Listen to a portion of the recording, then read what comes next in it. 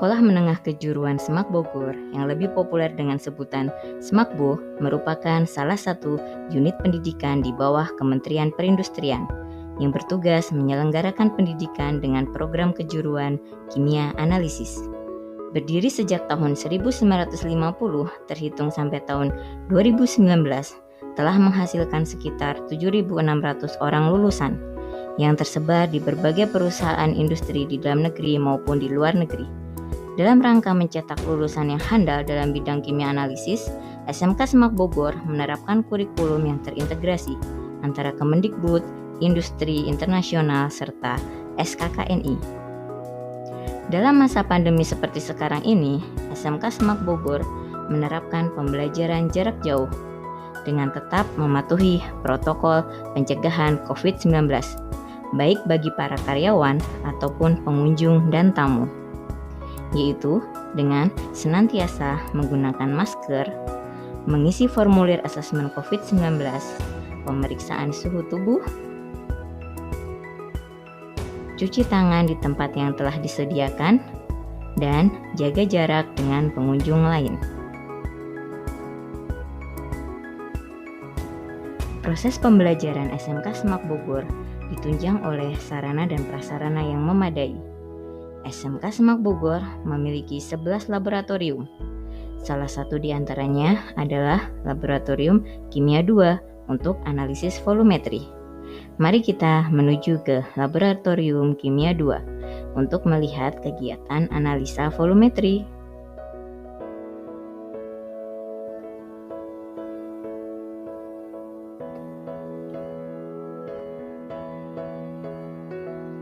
Analisa volumetri atau titrimetri merupakan suatu metode analisis kuantitatif didasarkan pada pengukuran volume titran yang bereaksi sempurna dengan analit, serta penentuan konsentrasi suatu contoh dengan pengukuran volume larutan yang telah diketahui konsentrasinya.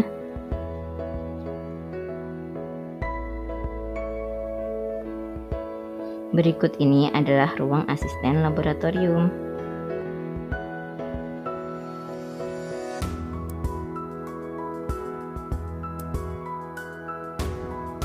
Pada kesempatan kali ini, kita akan penetapan kadar fosfor dalam asam fosfat secara volumetri.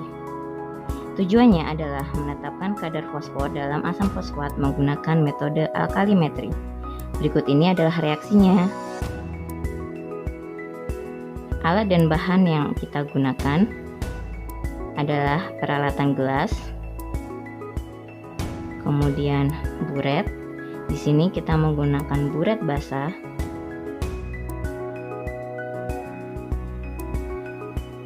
Tahapan preparasi sampel.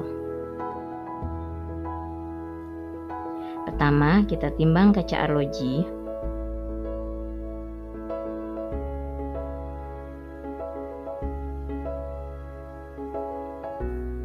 Kemudian kaca arloji kita tetesi beberapa tetes air.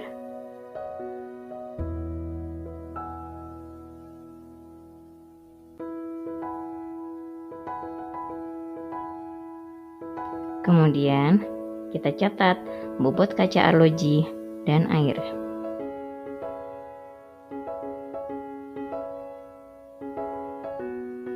Kita peroleh bobot kaca arloji dan air adalah 26,4603 gram. Selanjutnya kita timbang asam fosfat.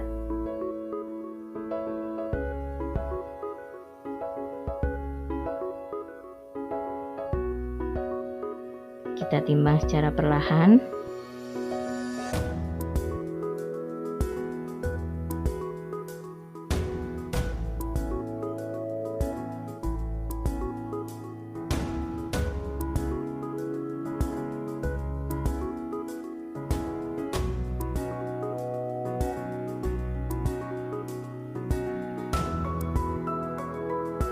Oke, kemudian kita catat bobot kaca arloji, air, dan asam fosfat yaitu sebesar 26,7312 gram.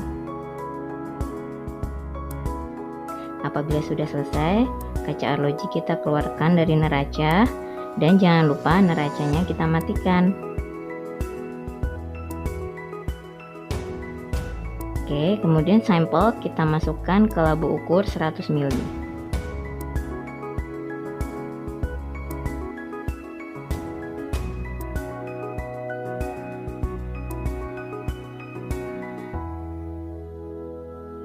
Oke, kita masukkan sampel menggunakan batang pengaduk.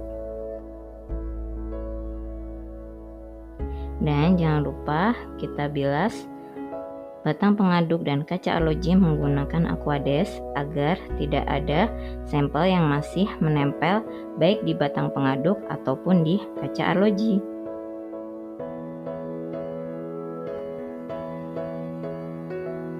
Kemudian kita bilas juga corongnya.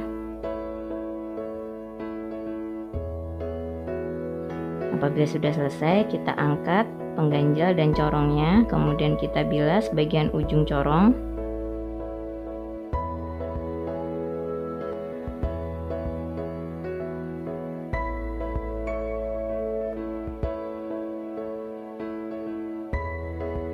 Kemudian kita homogenkan seperti ini. Kita tambahkan Aquades sampai 1 cm di bawah tanda tera.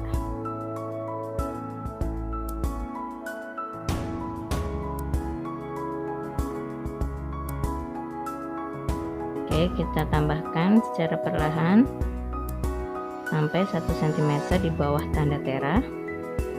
Kemudian leher labu takar kita seka menggunakan kertas saring.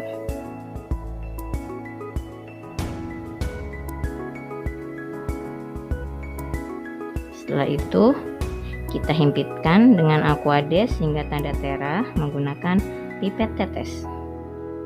Ingat, mata harus sejajar tanda tera.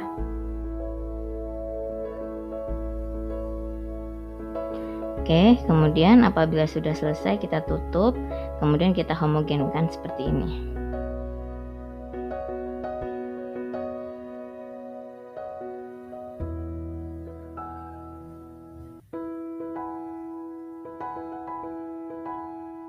Oke, kemudian kita pipet sebanyak 10 ml larutan ke dalam Erlenmeyer. Jangan lupa pipetnya harus sudah dibilas terlebih dahulu. Ingat prinsip memipet, pipet, seka, himpitkan. Posisi mata harus sejajar tanda tera, kemudian labu ukur posisi 45 derajat. Ya, kita pindahkan ke Erlenmeyer.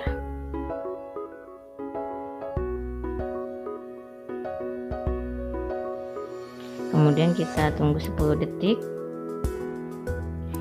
Kita pipet lagi 10 ml untuk duplonya. Tahapannya sama, yaitu pipet, seka, himpitkan. Oke, posisi labu takar 45 derajat. Kemudian kita masukkan ke Erlenmeyer dan kita tunggu 10 detik.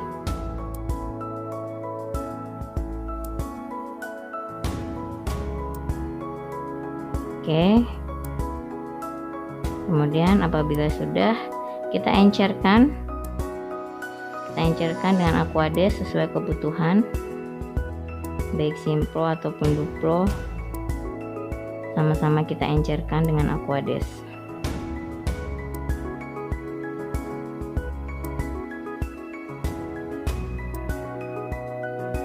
Oke, kemudian kita tambahkan indikator PP atau fenolftalin sebanyak 2-3 tetes. Kita tambahkan untuk simplo, kemudian kita tambahkan untuk duplo.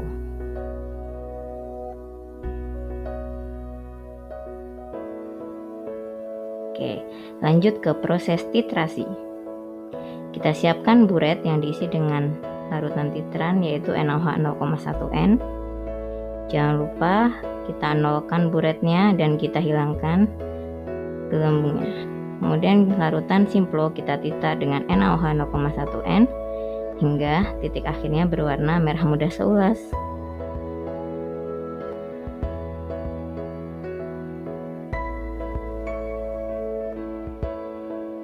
Menjelang titik akhir kita harus berhati-hati dan kita peroleh volume penitar untuk simplo yaitu sebesar 4,3 ml. Nah, ini adalah titik akhirnya,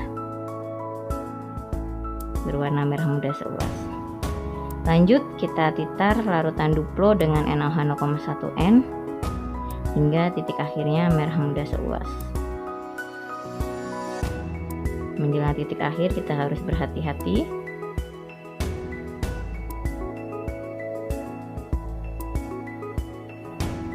Oke, kemudian kita baca volume buret dan diperolehlah volume untuk Duplo sebesar 4,4 ml.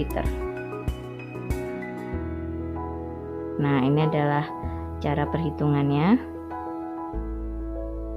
Kemudian ini ada pelaksanaan praktek di rumah menggunakan alat 3 dimensi.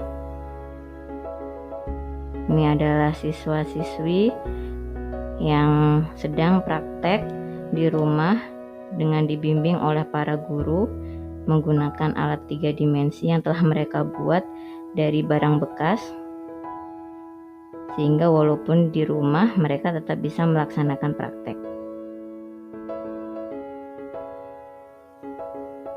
Nah, ini adalah hasil karya siswa pada saat praktek analisis volumetri di rumah masing-masing.